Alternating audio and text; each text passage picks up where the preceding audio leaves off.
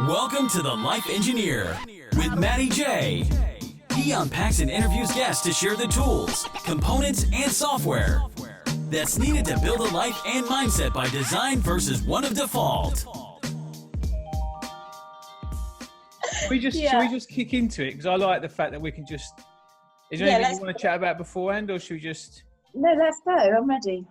So let's go. So welcome, Anna, to the podcast. So I'm going to introduce you. Say your name. I was going to say it, but you say your name right. Anna Katrina Challacombe. So health coach, holistic therapist, and founder of Bliss Cloud Yoga Mats. That's right. Yeah. So we know each other from Facebook, really. We've connected over time. Yeah. We are friends on Facebook, but we've never actually met. We've had a couple of calls, but that's about it, isn't it? Yeah, that's it. But we have some links, I think. Definitely. Look at the flowers you got behind you. Makes mine look a little bit sad.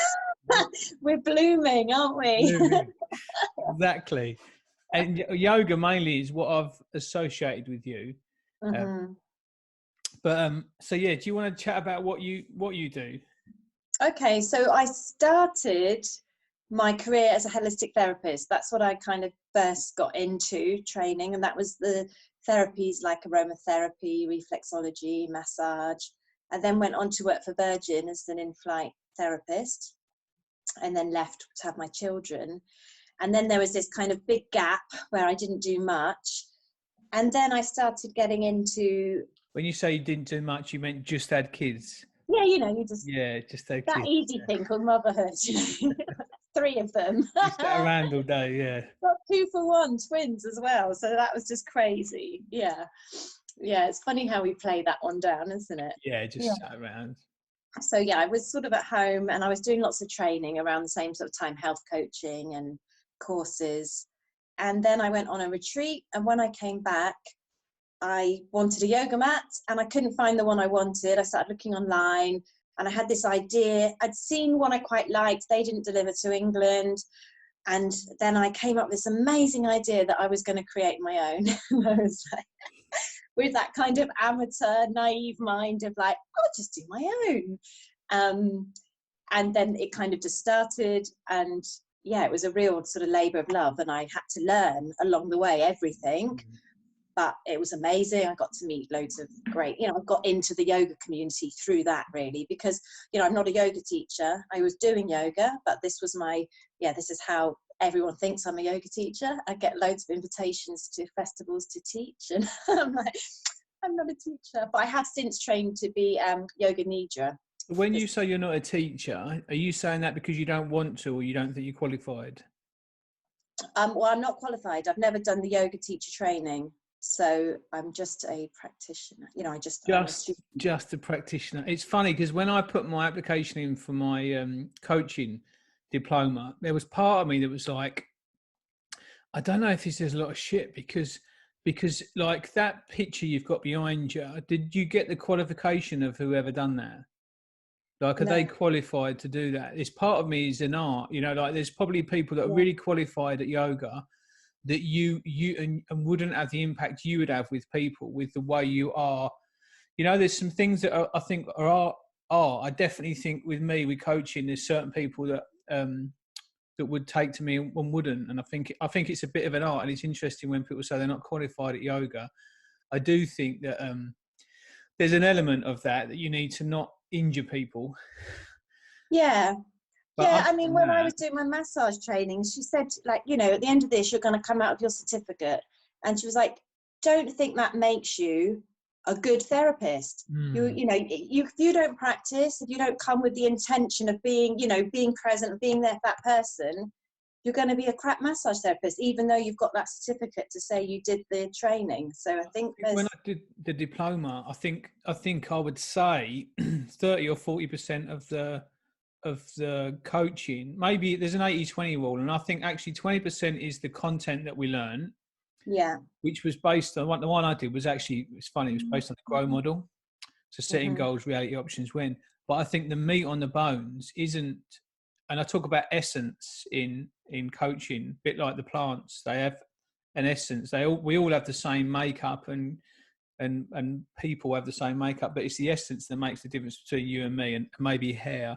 But there is the essence in stuff, and I do think that that being a yoga teacher, you can know all of the moves, but you might be either a dick, or you may just be the wrong type of person that doesn't connect or doesn't synergize with people, and they just don't feel like they can open up. Like, one of the things I do in coaching, the first thing is to get people to open up, and that's not a easy thing to do if you're not, do you know what I mean? So I just think my point is that qualified in some sense is irrelevant, but you still want to have some structure to know that they have got that background. The yoga teacher, what makes if you went on a course, what would you get differently than you've got now?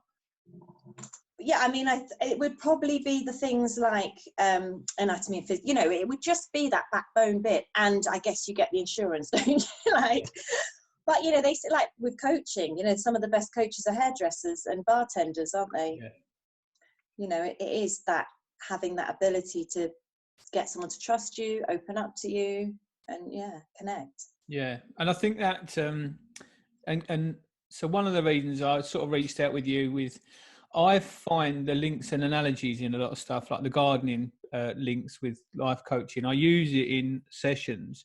One is to make it simple for me to understand, and the others, I think, is to find those analogies. But I found with yoga and life, there was a lot of synergy. Same with engineering and boxing. It's funny how the laws of things. So recently I've been coaching people at whatever level, there's an element of letting go that allows them to get. And in yoga, it's the same, that you can sit and try and get into a position, but the key is to slow and let go of tension, of air, of energy, of other outside influences, which is why I use yoga in hand sometimes with meditation, because it allows me to create that space to be present, to connect with the body, which naturally brings you to now. Yeah. And that's where you get in yoga. It's the surrendering, isn't it? It's that, you can get into a position and your mind is saying, I can't do it, I don't want to do this. Or if you're in a class and you're looking like slyly to the side to see that person who's got the perfect position next to you, and you're just like, and if you can get out of that and actually relax, surrender, release into it, and get out of your head that's telling you all this mind chatter, which is a lot of the time we're in our own way, aren't we? Yeah. Our bodies are actually amazing at doing this stuff.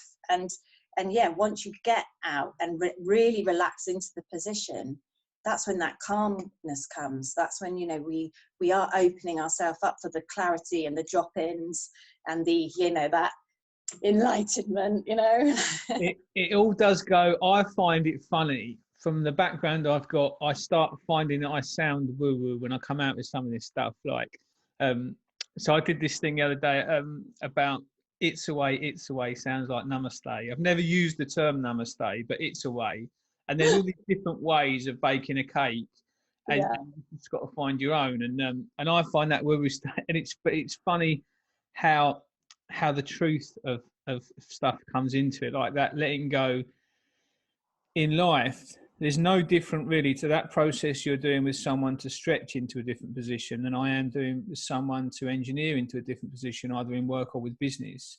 Like to elevate their business and to delegate, they need a safe system to delegate. And without the safe system, it could go amiss. But with the right system, that's how you grow a business, with stretching and a lot of that's letting go. Yeah. Someone else has got to do those things. No, but I only do it my way. And that tension's there, the same as that point in yoga when you need to stretch, and that in that letting go effectively in the right alignment, that's where that you can then get that extra stretch of distance. And you do the same in the businesses.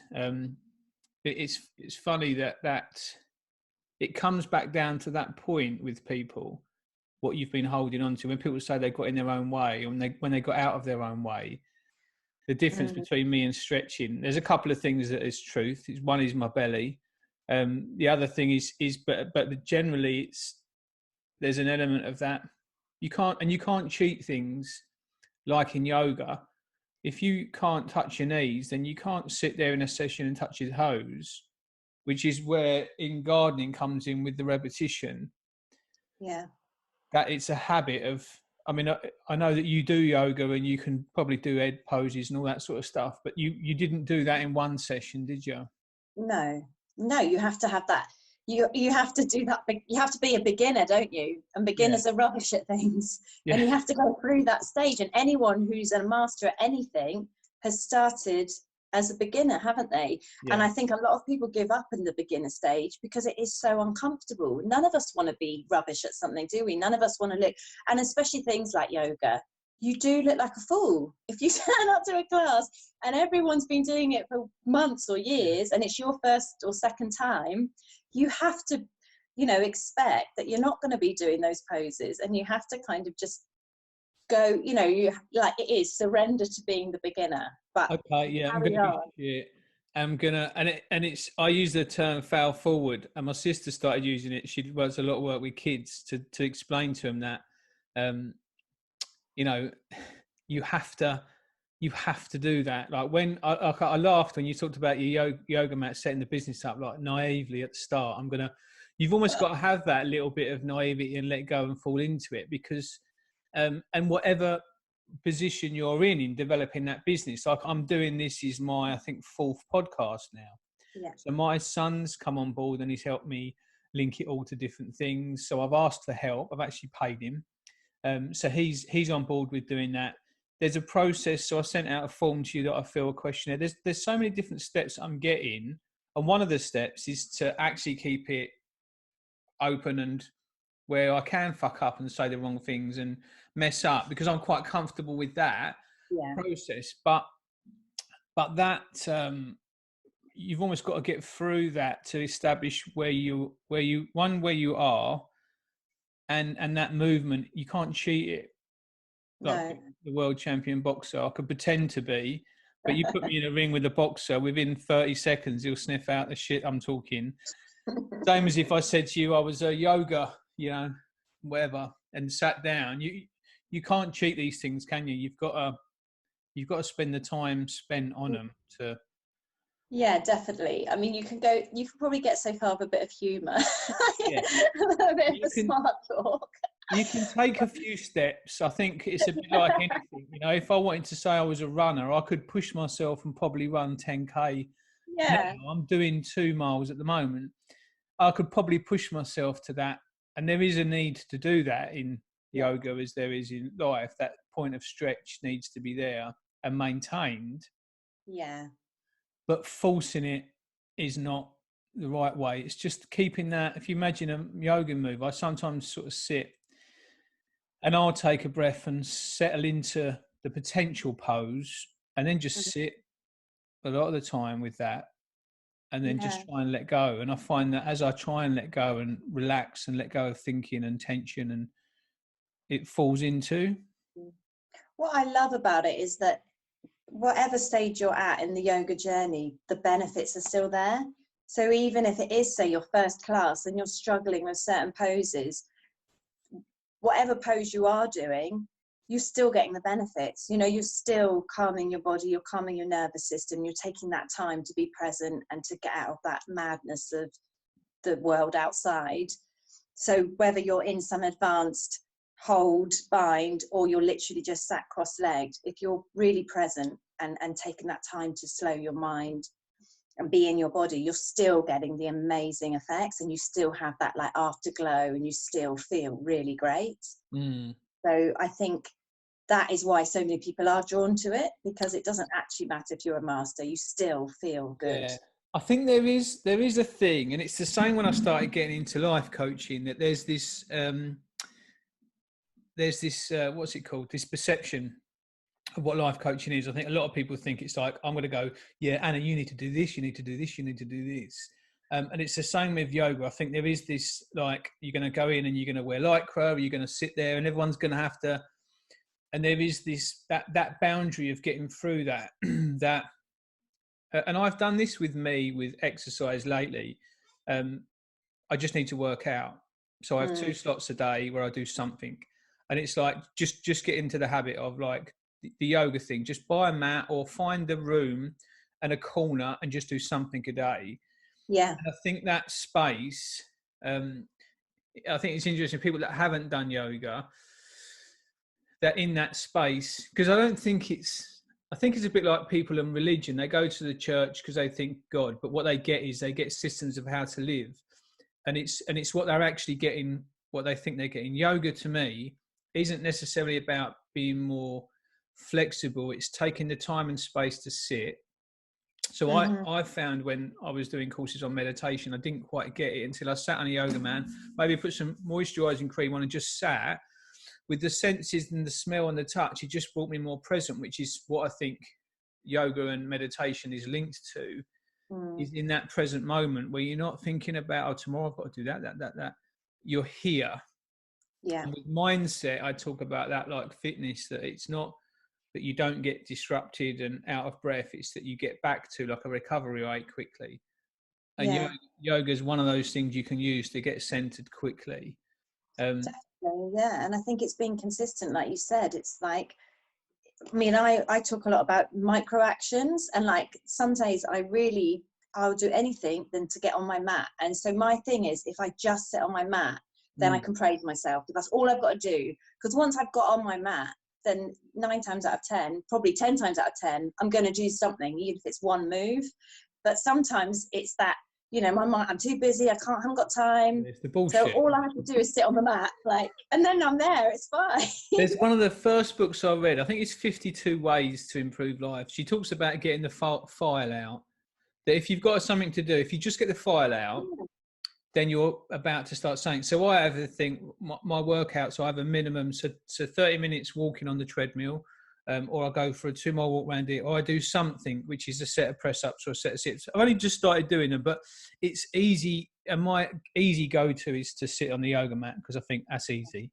I'm going to sit there. But then what happens is you generally move into a couple of routines, which then gets you open, and you think, oh, I'm going to carry on. Or it doesn't, but like you say, you've done something a day.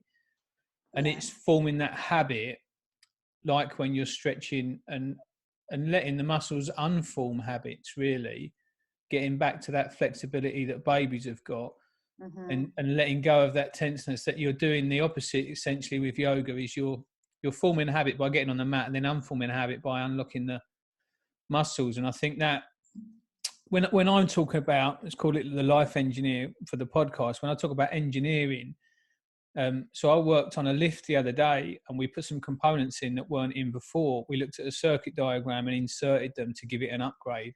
It's a similar thing. Someone at the moment who doesn't do yoga takes 30 minutes every other day, or 5 minutes every other day at the moment to sit. Maybe go back to a school stretch of trying to touch your toes and sit with that.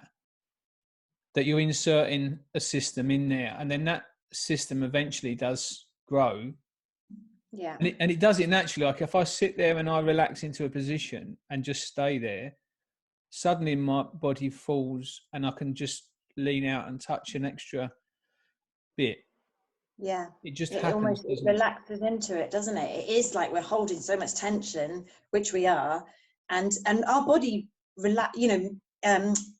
we get benefits really quickly. You know, if you start doing it, you'll notice how quickly your body will get further in, you know, you become more flexible. It's amazing. That's why I love challenges. You know, like there's a woman called Adrienne. She does these 30-day free yoga challenges on YouTube.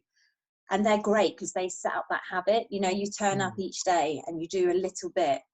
And then it is, like you said, it takes away that resistance, and you start to, you know, you can feel that little bit extra. You're nearer to your toes. You're getting, you know, you're on your mat. You're feeling like, yes, I'm going to keep this up now. Yeah, I think that what I've worked out is engineering the routines and forgetting about all the other stuff. Because what happens, you can do is you get into a routine of you're sitting there and you're touching your toes, and in 3 weeks you haven't touched your toes, so it's shit, so you're going to pack up.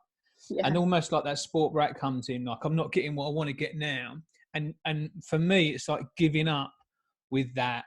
Just do the routine, because that's where you engineer the real work, is just doing it in repetition. There are systems and benefits into it, but I know that if you do 10 minutes of yoga a day, within 2 weeks, you're going to get some movement.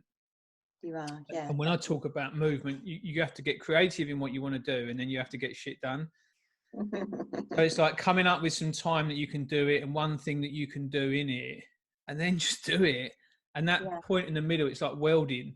Then you form something which is a new habit, whether that's in business or not. Because I know, going back to your Bliss Cloud mats and that, I think we talked before about you starting this business up, and then suddenly it's going to be wonderful, and then you're down in the basement at night packaging up. Yeah, the reality of owning your own business and being every employee of it. Yeah, that's it. Getting your kids to help. There's a Carry On film where he owns a restaurant, and he runs around, and he's the chef, and he's the waiter, and he's got all these hats. And when you are small and you've got to put these hats on, you've got to do that, haven't you? Suddenly I'm the delivery man. When I get emails and it's like, can I speak to your sales team, please? 1 sec. That'll be me. Hold on. Yeah. But it is, isn't it? And I don't think people, and that's the same as the start of yoga, that starting off, and that mechanism, once those habits are in there, or you can outsource to other people, it's exactly the same process as the engineering into then parts of yoga, you know, getting more depth in certain areas and that sort of stuff. So listen, self-care was one thing that we talked about. So touch base on that. So you use yoga obviously for self-care.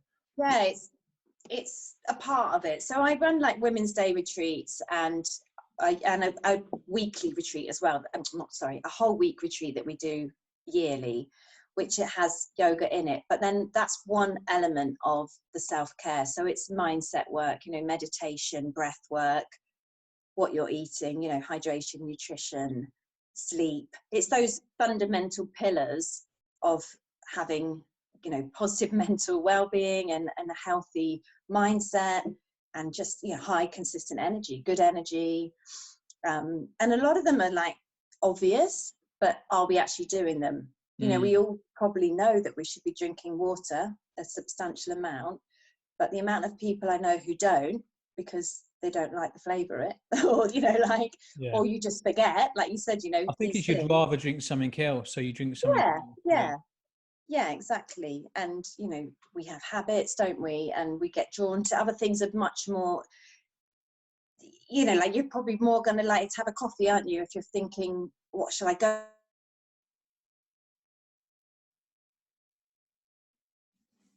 You there? You froze. Yeah, yoga is one part of a whole load of self-care tools that I use. Yeah, I use the analogies like boxing. You know, you have a stance with boxing, whether it's just chin down, hands up, elbows in, knees bent, on your toes, move. You know, there's like 5 systems, and everything I do, I try and put in this system. So for well-being, there's all those characteristics in the system, and you may have a smashing punch when it comes to yoga, but if you haven't got enough water, or you're not getting enough sleep, you know, those parts can mess you up. And it's that there is a balance to all of it, isn't it? With self-care, that and you can have all of those things and be really happy, but if you haven't got a pot to piss in and you've got to feed the kids tonight, then you've got to have that as well, you know. So income, so they all come into it. I talk about mindset, alignment and movement as the 3 things that I work on. You can be in a good place without money, without being an expert in yoga. You can be in a good place now, which essentially is really just being present. Yeah. And then you can move. But I remember there's a lot of people that are moving that are not in a good place.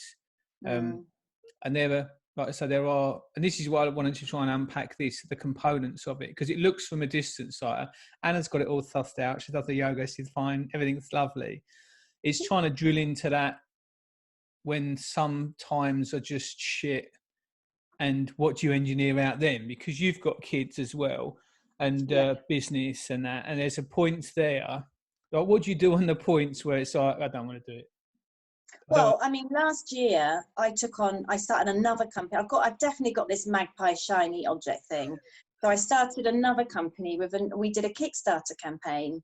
Again, this like, oh yeah, it'll be fine. when the reality is they're full on, they're like proper, every single day. And it's that going for your goal. And if you don't reach your target, you don't get any of the money. So I really stretched myself way too thin, and I started feeling it. I was getting stressed, anxiety. My sleep went to shit. So what was the mechanics of it? If you had to point to a bit that was stressful, was it the fact that was it a financial? Was it time? Was it both? And it was the pressure that we might not, all this effort, and we might actually lose our money, lose the investment we've made. Yeah. We really had to invest. So there was the financial. Because I was putting so much energy into that, I would totally took my eye off Bliss Cloud. So the Bliss Cloud sales went down because I wasn't sleeping as much and I had less time. I wasn't doing my self-care practices. So then my stress went up. So, it's all related. Looking back, I'm like, how did I get so into it and not just step back and say, right, you need to meditate more and you need to get on your mat more. But when you're in it, sometimes I was thinking what I need to do is work harder and force myself more. But actually we did meet our goal. We got funding, and I've actually since then stepped away from that company because I realized I can't physically be a single mum to 3 kids, run 2 companies and do my health coaching and it's 3 companies really. So a couple of months ago, yeah. Same thing with some businesses, but when I bought the house and I landscaped the garden, I built this cabin at the end of it, and I did that with the garden. I put borders, water features. I think there was like 3 or 4 water features. It was all very lovely there. And then I was off at 5 o'clock every morning into London and back at 6 or 7, and we had 2 little kids. And it's like, so I use the analogy in the gardening club that you've got 1 watering can, which is 24 hours. And unless you can outsource and invest in other people's watering can, it's your 24 hours. And there's only so much you're going to get where you water. And if you're going to water that business, that's fine. But then don't think you're going to be spending a good 40 minutes on the yoga mat, because, there's only so many hours in the day, and that focus of what we've got is important. And I think sometimes we get caught up just spraying it all over the place, thinking it's going to benefit. And no one benefits then. It's just little. Yeah, there's not enough energy, there's not enough focus. It's a bit, multitasking is rubbish when you're anyway. And I was just ending up doing the minimum on everything and then wondering why it wasn't flourishing. So like doing 4 yoga moves at once, yeah, that's it. I've done it now. And you get no value, do you? You get no value when you do yoga. You work into one area, and you focus fully on that. And I remember the most successful time I was dropping weight is I didn't do any exercise. I stopped and I ate really well, and I did yoga, and I really pushed on yoga. And I started to ache every day like I've been to the gym, and it was such a nice feeling. But that attention, that focus in life, I remember my coach, actually, one of the things he described me as this hydraulic system with the power that was pissing oil everywhere. And I was the same with too many different businesses, or not enough of a focused system on what we do. At the moment, I allocate things like very structured with a calendar on businesses, and park certain things, and it makes it more effective. But you can get caught up, can't you, with the shiny bits and what you want to do. Yeah, totally. But if you've got that mind where you can see possibilities and you think, oh, that could be great. It doesn't mean it should always be a yes, just because you can see that it could be good. So I was in a session with a guy the other day that was thinking about setting up a business, but actually what we unpacked was he just didn't want to work for a dickhead that he'd been working for, and so that was actually what he wanted, and he thought having his own business was the answer. And when we unpacked a little bit about what have your own business is, when you do you know what I mean? But if you said to someone who loves yoga, and I spend all my time yoga, and now I'm going to set a business up, well, it's a bit like teachers that become headmasters that spend 80% of their time in management and emails, and actually 20% or 10% time with kids. Suddenly they don't get aligned to what they wanted to do, because businesses, a lot of it's just a lot of shit you got to do. And unless you can scale it quick enough to outsource that other stuff, so you're just connecting and doing your yoga stuff, packaging up yoga mats, posting them, sending them, and then send out a little thank you package or whatever. There's all that stuff involved in the components of it, which takes you away from what you thought you was going to be setting up, isn't it?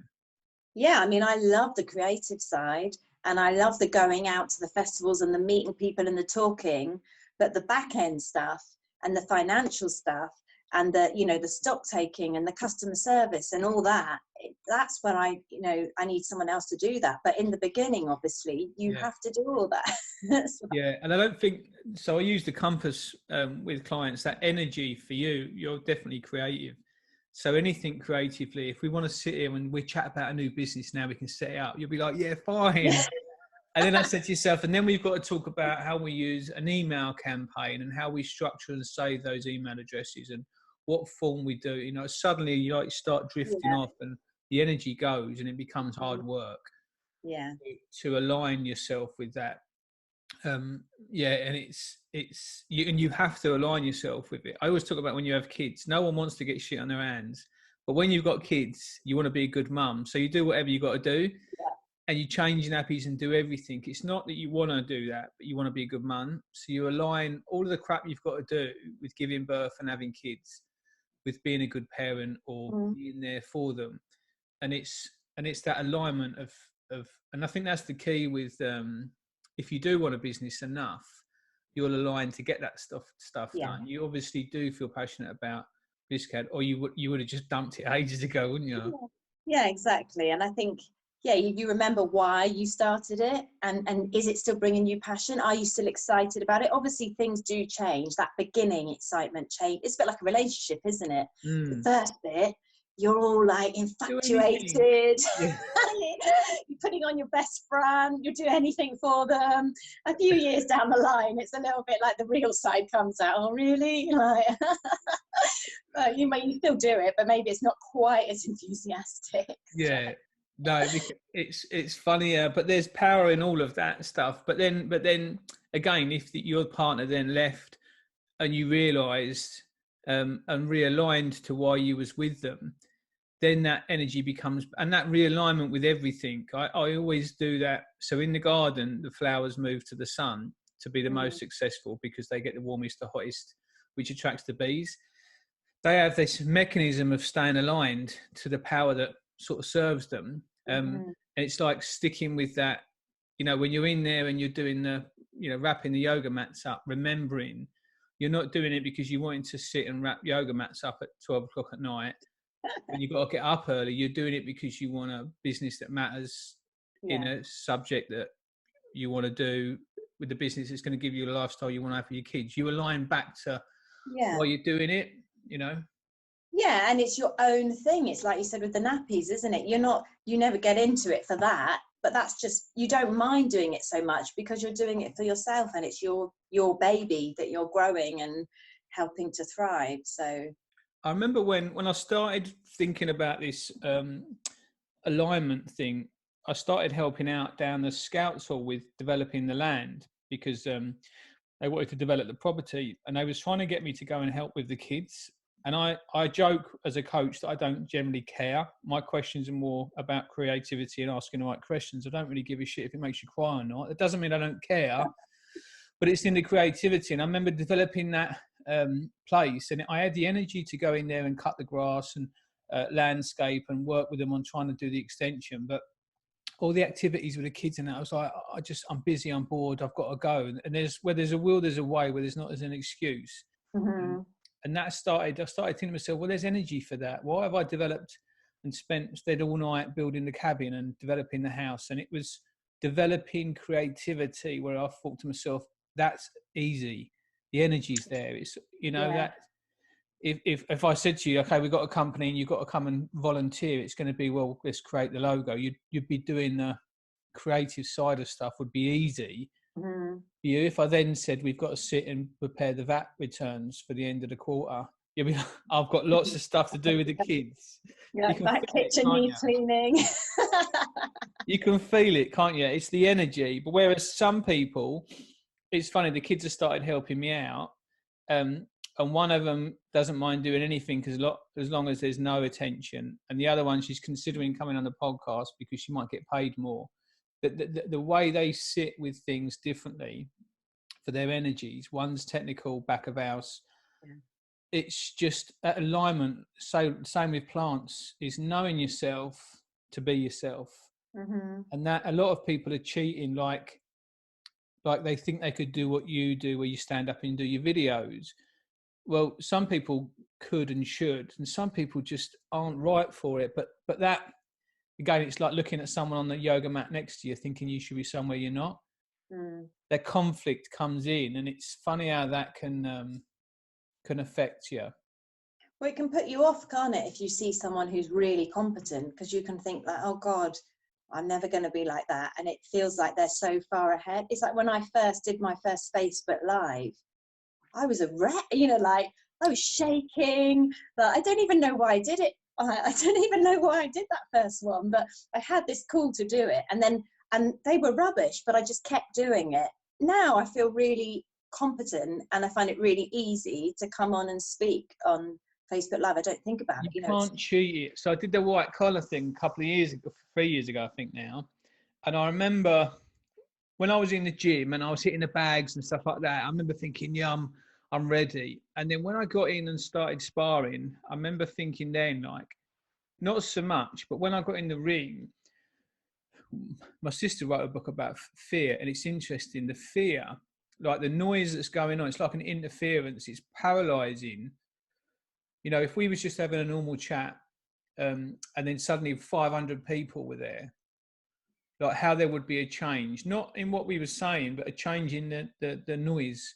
I talk about the bullshit, the script of the stuff that goes on. This starts to become louder, and you can't hear or know yourself. And I remember when I was going in the ring thinking, I'm going to do all these things.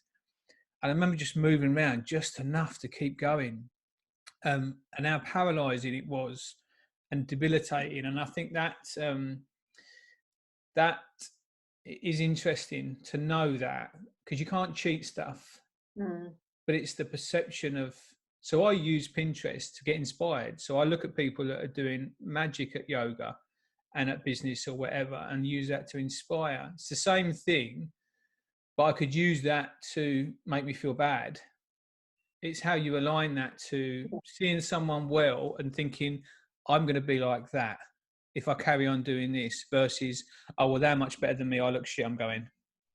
Well, that I've shifted definitely, because there was a time when I would have looked at anyone and thought, that's my reason why I can't do it. Whereas now I look at anyone and I think, well, if they can do it, so can I. So there's definitely a shift. And it is, like you said, it's your perception, to be honest, if they can do it and you look at how they got there and what they did, follow their steps. Yeah. You're on your Well, way that's up. exactly it. A lot of times with clients, I say, like having a mentor, and it's exactly the same. So you go into a field, if people have been in it before, there's paths that are cut. Yeah. And you can see those paths. So if you can see a path that's heavily worn, you generally think, well, that's probably trusted. Someone that's done yoga and that says this, and we'll get you to give us 3 examples of what someone can do. Well, that's just a path. And if you follow it, it's going to get you where Anna's got.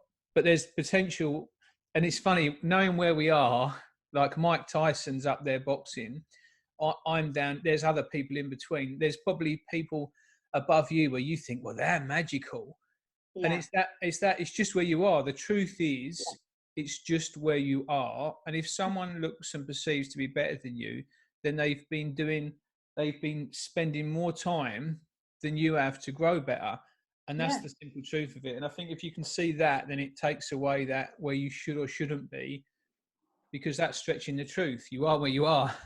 Exactly. I think if you put in the commitment, put in the time, show up, be consistent, you're going to make progress, aren't you?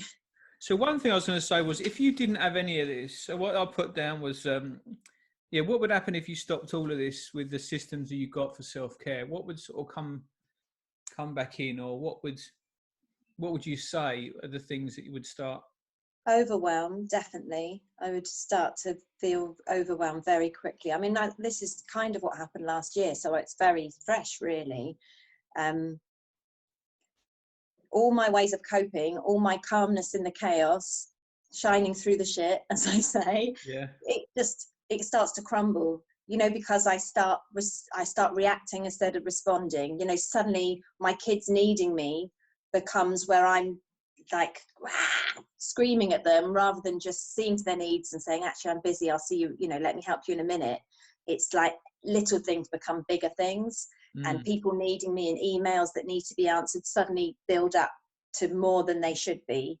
And so my self-care keeps me on an even keel. It keeps my anxiety low, and It is linked to the garden, isn't it? That if you didn't maintain the garden, wherever you was, it would still grow a load of shit in it. Yeah. People, when we do our course, the Water Man Can, you put this picture up, people think a wild garden by design is fantastic. When actually, if you left the garden, it would just be covered in weeds and brambles. You know, we design a wild garden by design. It's not a wild garden, because a wild garden hasn't necessarily got, you know, all these wonderful flowers in it. It's actually by design, and that mindset's the same. Like if you've cultivated a space where you have a good state of mind, just like the garden, there's an element of engineering in an element of maintenance, because that can slip back just like a garden can, because there are a lot of dickheads out there. There is stuff that would stretch you and manage, and it's interesting, because you can do the deep work on certain areas of your life, but like the garden, you've got animals and wind bringing seeds in that then plant themselves, that by nature, you know, you're going to get in a great space on the yoga mat, you know, on a Sunday night when the kids are in bed and you've had a sip of wine and it's all fantastic. Monday morning comes up and you sleep over your alarm clock and the kids are late for whatever. It all happens, doesn't it? Or the power goes off and your alarm clock doesn't work, and suddenly that comes in. And this is where I think I like the link with fitness, that it's not a case of being stretched, it's a case of a recovery rate. That it's going to be mental that Monday morning, but how quick can you waste a whole day feeling shitty because your alarm clock didn't go off? Or can you get back really quick, you know?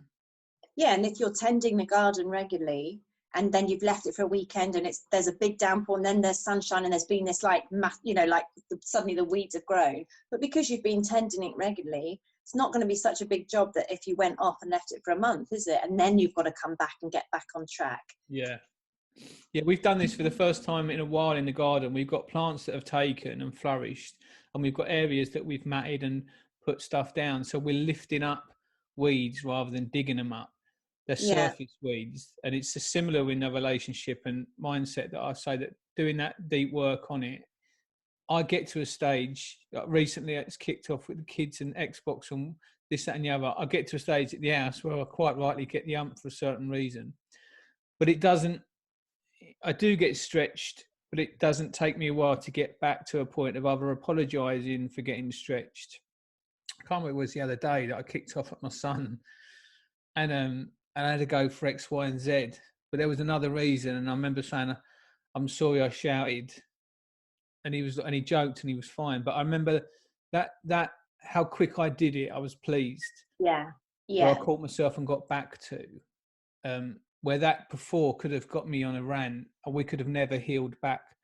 And he and me got back to a good point straight away, you know. And I think that that work, coming back to that centered point, which is what coming back to yoga does, gets you to that. Yeah, like you said, that, you know, we're all going to have times where we drop off the mat or drop off the actions and the practices, but it is like, how quick can you get back on? How quick can you pull yourself back into alignment? Or notice that perhaps you're getting out of alignment, and that you need to. And I think the other thing is having the insight to see it. You know, like last year when you said you was amongst it, one of the things I do with coaching is get people to sit and look at things differently. It's like a room full of mirrors, you know, and if there's shit, and you'll see it, and you'll see the truth. And that being in a position with the business, like now you look back and think, if I'd have stopped then maybe and let go of the business or dumped it and spent more time on myself, I would have been in a better position. But you get caught up in this is what I quite like, the boxing analogy. I remember being in the gym before, sparring with someone that was the same ability as me, and it was like a little bitch fight. and you think to yourself, no one's really learned. And I liked sparring with someone that was good, because they'd move around and you'd be doing all of this and suddenly bang, you'd get hit, and it'll be like, that's where you're open. They'll be like, all right then, and then you carry on, but you know really quick and you learn, rather than just scabbling around at stuff. Having that, looking back and seeing that situation very quickly, you could, and getting better at that, you could understand, I'm getting overwhelmed. Seeing the overwhelm. Once you see it, then you can put things in place. But when you don't see it is when you get caught out, don't you? Yeah, and you get caught up in things, and you know, you think there's that like obligation. You know, you've said yes to something, and then you feel like you can't let someone down, and there's all this like playing behind the scenes. Yeah. And that's that story coming in, isn't it? It's probably not the truth, because they might have felt exactly the same way, or exactly. It's that, and this is where we talk about coming from the truth. Like, the truth is, you could have asked them, this is going fucking mental. Is it doing your head in? Like, getting the truth of it. And if they were like, no, I'm fine, and I'm fine, then you could even question that truth. Like, are they being truthful? You know. But working from that, I use the plumb line. Working from that centered point, always coming from that centered point, you get a measured truth. Like, when you start bowing and thinking, well, I wonder what they think, or I wonder what this, it's not centered, it's not truth, it's just wondering, and that's when you can get lost in shit. And you do. I mean, luckily you brought yourself back to a place, and you've worked from that. So so what would you say if someone was gonna spend a little bit of time, and you gave them maybe 3 small tips to be able to regularly do something? What would you give people advice for, to get in a better state of mind, habits you use, maybe in yoga or just in self-care? So I'm trying to think, the 3 things that like I do every day, that they're just so simple, but without them I would like, so I have like warm lemon water as soon as I rise, and this amount of people I do coaching with who don't do that, and then they start doing that and they're like, oh my god, I feel so much better. Is that a slice of lemon in hot water, or is that lemon? Yeah, well, I mean, I just cut a lemon in half and squeeze half a lemon into like a big, like a pint glass. And is then it water or just water out the tap? I use boiled water, and then I fill it up with like filtered water on top, so it's drinkable, so it doesn't scald my tongue. So that definitely, because you've been sleeping all night, your lymph isn't moving, your body's sludgy, so that really helps. You're dehydrated when you wake up. It helps boost your system, it helps clear everything out. Is that a pint of? Yeah, I mean, I normally have a couple of pints. Really? Yeah. Not downing, but just as soon as I wake up, I'll go and get myself one, and then I'll do like because I do look, on a good day I'm doing like an hour in the morning, sort of meditation, breathing, writing down my gratitude on the yoga mat, and then cold shower, or hot shower, then cold shower. So through that hour I'll be sipping my water, my lemon water. So a lemon to start the day off, that's one thing. Yeah, so that's one thing that I would, and I think some sort of gratitude practice. I mean, it's so easy, but when you start noticing things that you're grateful for, you have more things to notice. We do this in the you get what you water. There's a trick where you look at everything yellow and then shut your eyes and then ask them what they can see that's blue, and they don't know any of it because they focus on the yellow, and that get what you focus for. In the gratitude thing, I talk about earthing. In engineering, that everything's earthed to a point, and it's the same with trees and rooted, that the more you can get in there, the stronger you can take anything. Like, it's a safe thing to do, to get centered. That gratitude is where you become grateful for the things, the simple things, and I think it's a bit like growing your roots.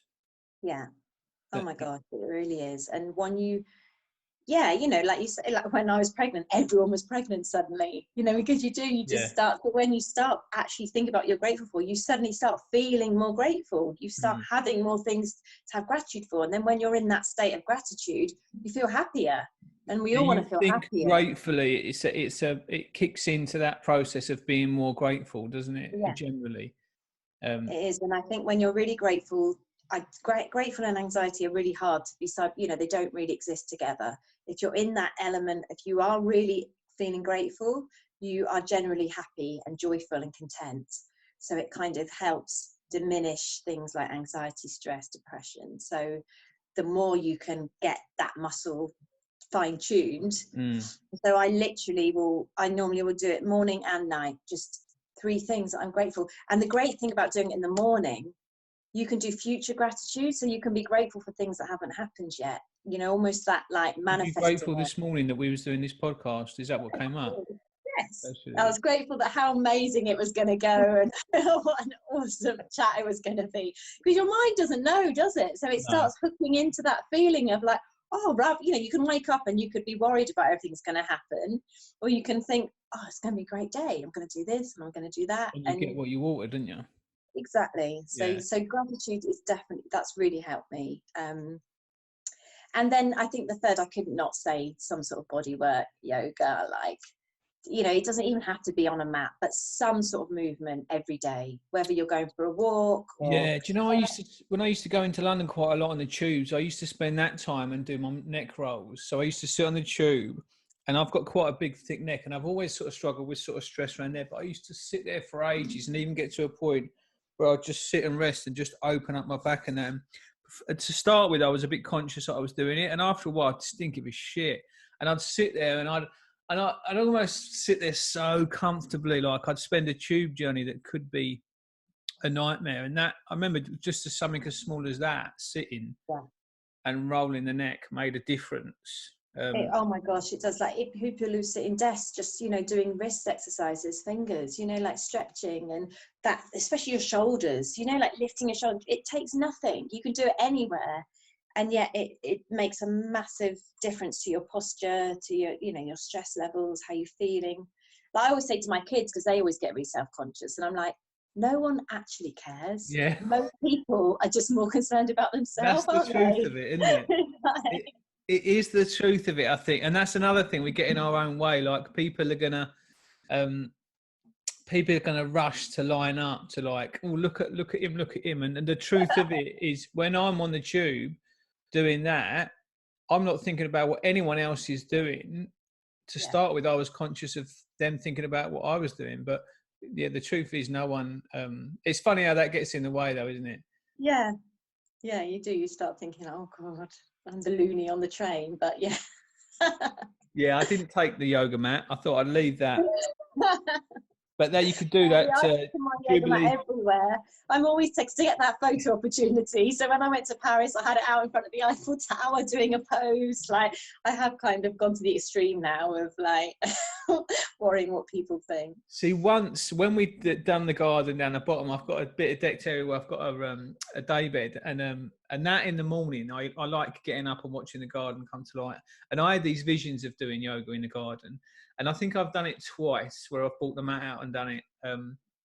But I don't know why I think I've not done that. But that's another thing, again, when you step back and look at where you could do yoga and what, doing it outside. And I have stretched before in the garden, but it's a nice, especially while the sun's out at the moment. It is lovely, and you hear the birds, and you know it is, and you look up and it's the sky. It's a totally different experience. It's lovely. So listen, what else do you want to tell us about Bliss Cloud and your workshops coming up? Do you want to close out with pitching what you're doing? Yeah, so at the moment on Facebook, I've got, actually, I don't know if you know this, my women's group is called I Can Buy My Own Flowers. Oh, really? Yeah, which is, so the idea is that, you know, we're responsible for our own happiness, and we're not waiting for people to bring us the flower. You know, lovely to have flowers, but we can buy our own. We can have our own, you know, happiness and feel good factors. So that if anyone wants to find me on Facebook, it's I Can Buy My Own Flowers. They can just request and come and join, and that's where I'm doing sort of self-care tips and daily gratitude, things like that, and I run workshops and online courses. And then Bliss Cloud Yoga Mats is my Facebook page, and that's the Bliss Cloud element, so that's where I'm sharing the yoga things and the yoga mats, and I share about my retreats and things. Nice. And blisscloud.org is the website. So when we get up and running eventually with Think and Believe in the pop-up shop, we'll be selling Bliss Cloud yoga mats there, I think. Amazing. Yes. That's Fab. So listen, thanks for coming on. Thank you. It's been great. Yeah, and good luck with what you're doing. I like the backdrop, by the way. Did you get someone to make that, or is that? Oh, I just got this one recently, courtesy of Amazon, but it's good, hey? I like it. I like the analogy. So I use the dancing without music. It's the same as buy your own flowers, that you can sit and wait, and you can sit and wait, you know, for the right person to come along and all that sort of stuff. And that engineering a life by design starts with you taking action, doesn't it? It's you can wait for someone to come along and buy you flowers and make you feel wonderful, or you can just say, fuck it, I'm going to get my own. Exactly. And start. And you just got to make that first move, like dancing without music. You can wait to be pissed and the music to come on. Yeah. And Or you you can just keep go waiting for it. for the right moment, or you just find a move and start.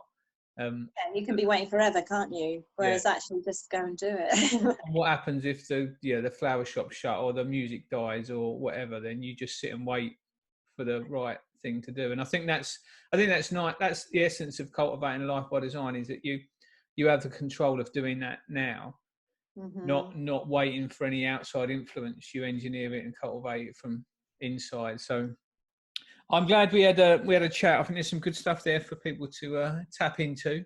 And let us know how you get on with your course and your retreats. Thank you. I will. See you later, Anna. Thank you. Bye. Take care. See ya.